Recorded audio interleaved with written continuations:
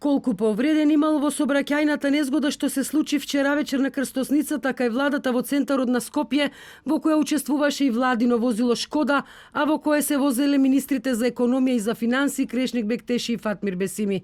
Според официјалното соопштение на МВР, имало двајца повредени, но еден од возачите во чие возило удрила владината Шкода ја контактираше телевизија 24 и изјави дека не само владиниот воzač и обезбедувањето на еден од министрите, туку и тој е повреден во незгодата.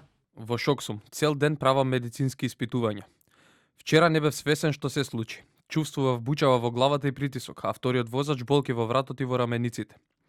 3 пати го молев полицајцот да викне брза помош. Кога стигнаа ни измерија притисок, не прашаа дали крвариме и дали имаме скршеници.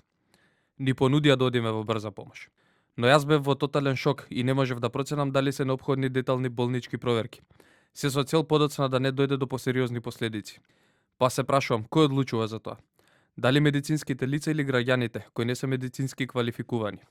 Раководителката на брзата помош при Здравствен дом Скопје доктор Милица Бубало вели дека од 4 учесници во незгодата 2 биле згрижени, а 2 ја одбиле докторската грижа. Таа објаснува надлежни за проценка на состојбата на учесниците во незгодите се докторите, кои на крај од интервенцијата составуваат белешка во која се констатира се што било преземено од страна на брзата помош. Комуникација со самиот пациент може да се случи и да поставиме прашање дали ние да им кажеме дека треба да бидат однесени, а они да не одбијат. Секој пат се нагласува дека доколку било што почувствува влошување, било какво или било кој симптом, веднаш да се јави во ургентниот центар, во било кој ургентен центар и да пријави дека било учесник во сообраќајка. Возачот кој сведочи за телевизија 24 е уверен дека владиното возило е виновно за сообраќајната незгода.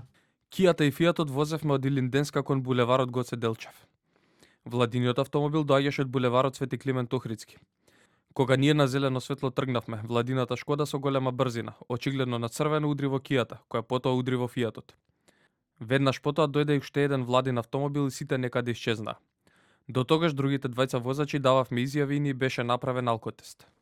Случајот е евидентиран во билтенот на МВР во кој официјално е наведено дека во сообраќајната незгода со повреда се здобиле само возачот на владиното возило и неговиот сопатник, односно обезбедувањето на еден од министрите.